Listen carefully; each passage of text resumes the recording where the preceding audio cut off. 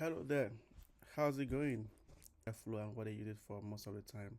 So, but in a very short summary, it's mainly used for like orchestrating tasks. For example, I want to move data from Postgres to BigQuery, ClickHouse, other data warehouses. I have my raw data in Postgres, and I need to do some transformations. I need to do some cleaning, some joining. There have to be a couple of operations in between from the sources, or I have some REST API endpoints also from Kafka, and to get the events and get it to the data warehouse. So there have to be a couple of operations that I need to do in between to get the data from the source to destination. That orchestration, the tasks, all of the tasks that I need to do, the orchestration of all of those things is what mostly they use in Airflow for. All right, without further ado, let's dive into the architecture of Airflow. So pretty much Airflow has a couple of tasks, a couple of components like every other distributed systems. You really have an architecture and you have a couple of single responsibility in your architecture components that perform different tasks. So Airflow has this scheduler, which is kind of like take the request from the take the request and then talk to the worker, which is the worker node that kind of execute the task. And you have the web server where you connect to the UI. The web server pretty much talk to the metadata the server, like a database like Postgres metadata server, and get all of the information about the task runs and all of that, and then present it to the user in a nice UI. Yeah, you have the metadata database, which is what the worker updates once it's done with his execution. And you have other components. The optional worker, you have to execute the worker and executor. So Airflow have a couple of executors, the Celery, Kubernetes, and yeah, another options. I will get to that very shortly. And you have the dark processor. Mostly dark processors can be with a scheduler, but you can also separate it for scalability, like you read in the documentation here. I don't want to talk much about it, not to waste your time. So and as well, and a couple of plugins where you put your DAG. And so these are the architecture components basically that you need to install. And let's go into my own setup. Yeah, so in my own setup is running on Kubernetes. I have my Kubernetes cluster, which is running on AWS EKS, and I have a separate namespace because data engineering namespace, which I run most of my work, data engineering workloads. So this is Airflow, all of the components that I install, which is through Helm charts. I'm installing the components via Argo CD. Yeah, I'm sorry. I use Argo CD and Flux CD, so sorry for the confusion. But this part is using Flux CD. I have my Flux CD here, and I have the Airflow that I'm installing. So I have the Helm repo, and I have the Helm release, and then the Helm charts. So I have all of the chart versions. So this is where I install all of this. The images of the version of the Airflow that I'm installing, 2.10.2, and all of the images of other components are here. So there's nothing much going on here. And we have the ingress controller, which I use to expose web UI. So I have the AWS load balancer controller already running on my cluster. So it makes some of this thing easier for me to set up when I'm using it because I have all of the reusable components already in the cluster. So I have the AWS ingress controller exposing the web UI of Airflow, and also the flower for the Celery as well. So I have you know, the ingress exposed for that component. So this is about ingress. So the PG bouncer, I'm not exposing anything for the PG bouncer, but PG bouncer is basically used for the connection put to database. I have that set up already with AWS RDS proxy. Then Airflow settings, I didn't do much here. So then in my executor, I use Celery as executor, and then a couple of the environment variables. But where I did most thing is metadata connection. So metadata connection is using Postgres basically, and I'm using external Postgres RDS according to the production setup guide by Airflow. So use external database for your production setup. Then for the backend for Celery as well, I'm using Redis. I'm trying to connect AWS RDS Elastic Cache for Redis with Celery backend. We're kind of having some challenges with it now, so I kind of enable the Helm charts, followed Redis for now. Then the web server key as well, just created like a shell, a particular key. And for the Kerberos, I've not really done much about the authentication with Kerberos. I'm trying to use ClickCloak. I already have a ClickCloak set up here. It's ClickCloak server. Yeah, I have here that I'm going to use to do the authentication of the web UI to set up users like LDAP and OAuth, all of those authentication. But I'm just getting to that later. The worker, I have the worker node, which is starting initially as one replica, but I'm doing an auto scaling with it with Keda. So Kubernetes event driven auto scaler with Keda, and I have the minimum to be 1 and 10 max. I can scale it so number of concurrents that I want, and the query to query based on the query for that. I'm going to get to this more later. Then you have the HP. I'm not using HP. I'm using Keda instead. So that's for the worker. The worker. Then the key thing is how do I get my DAG to to Airflow? So now I have this, I have a EBS volume CSI driver already in my cluster. So for the persistence volume of all of the tag, this is mainly for the DAG, and some of the loggers also use this persistence volume, but I'm using the persistence volume mostly for the DAG storage across container pods and the pod containers, multi container sidecar. So all of the actually, so all of the components need some of these things, and yeah, so this is the key thing is the initial init container. So the init container needs, so I need to run the DAG on each of the Airflow components. So there's this service created by Script. Script is like a an online reading app. I use them as well to read some of my online notes, my books.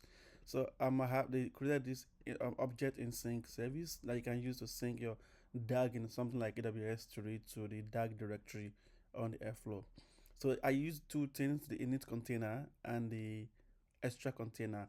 So init container is basically to kind of get the DAG into the into the container before the main container executes, and it runs once. If you look at the script, I still use ons, the CLI, and the extra container is the one that pull at every 5 minute interval and constantly put the DAG when users already uploaded more DAGs to run on the Airflow. So this thing needs to be on different component. It needs to be on the worker, it needs to be on the scheduler, and it needs to be on the trigger component as well. So for the worker is already here, and then for the scheduler, I did the same thing. I'm not doing it for the scheduler because I've already decoupled my DAG processor from the scheduler. So for the scheduler, I'm not adding it to it. For the web server is already here, and then the Postgres. I'm not using Postgres. It's using external Postgres already. Yeah, so page bands are not, so the stats, yeah, for this is for the metrics collection and the exporter. Now this is the trigger component that actually trigger your DAG workflow. So I'm also adding it to it as well. The init container to pull the DAG from S3 to, you can see the S from S3. So I initially now hard coded the S3 bucket and then the path in S3 bucket where I have all my DAGs uploaded. So but this is going to be dynamically added with Flux later. Then this service actually use Golang. They use Golang to write this service, but it's kind of not working with AWS identity IAM role for service account or the AKS identity pod. So I had to do a static access key authentication to give you access to S3 to put the tag from S3. Yeah, so I can fork the code base and actually make those changes for the AWS SDK Go for V2, so that I can work with the pod identity. But I mean, time as well is really key for me right now.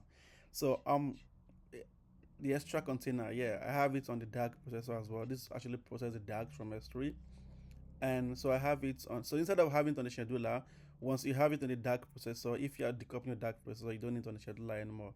Then you need it on the trigger as well. So those sidecar containers run together with all of those containers to kind of put the DAG into the shared directory. So how do I configure the shared directory? Is the shared? So this is the DAG processor component already decoupled from the scheduler, and also having the extra container stuffs here is here. So how do I configure the directory where the DAG is put to? So this is the DAG settings. So you can use the git sync. I'm not using that, but I have an option to use that later on if I want. But I'm pretty much using the PVC, the Python volume claim. So I already have the EBS CSS driver at the volume driver on my cluster. So that's what I have. I know this volume is already configured in the Helm chart. I just use it as volume mount on the extra containers. So you just have the volume mount, which I have here. There's a DAG volume already, so you do the volume mounts to the Airflow home, which is this /ops directory, and that's where it pulls to. So all of the containers working within that deployment, they have access to that directory, and they can access the DAG you have. So and how do I upload the DAG? So I have my DAG already. So I use the IntelliJ. I use the PyCharm for my most of my Python. I have my DAGs that I'm creating here, for example, and I have a make file which I'm using to bootstrap my Python package and all of that. So I have this make target that I'm using to upload my DAG to S3. So if you go to my S3 bucket, you see my DAG. I have my S3 bucket here. Yeah, so I have this Airflow directory and I have the DAG. So I have these DAGs here already. The DAG, no, the main pie and then the umbrella. These are the ones that contain the DAG. So it sync it every 5 minutes to the DAG. I actually plan to kind of increase intervals so I don't have run into rate limit kind of thing and all that. So I mean it's a lot of work, but I'm trying to rush quickly to get this thing started. So this is the components. This is the production grade. If you're interested in learning more about the production setup that you need to run, you have it here. And if you're in a deployment, I mean, this is the production deployment, what you need to check after and what you need to be aware of. And as well, the celery executor, how to tune the celery executor. They have it here as well. The documentation is your best friend. And yeah, I was reading about this Medium post and how they actually decided to use Celery Executor instead of the Kubernetes Executor. So that actually gave me some like informed decision to use Celery and not use Kubernetes Executor. So I have to use Celery Executor. I like based on their experience and what the guys really put here. They are valid points that I saw. Then I felt like you don't need to fall into the shoe that you don't need to fall into the problem people have fallen into. Or problem that people have solved. You don't need to get into it as well. You just have to move on with the right decision. Yeah, this is about Celery and some of the things that you can tune with Celery for production. And my S3 bucket talked about that. Then this is my ingress controller, the UI. This is my ingress URL. I'm going to change the URL later because it's yeah. I have a web, I have this AWS WAF to protect this for my own personal access. But yeah, if you can access it right now, but I'm going to change it later, so you might not be able to access it anymore.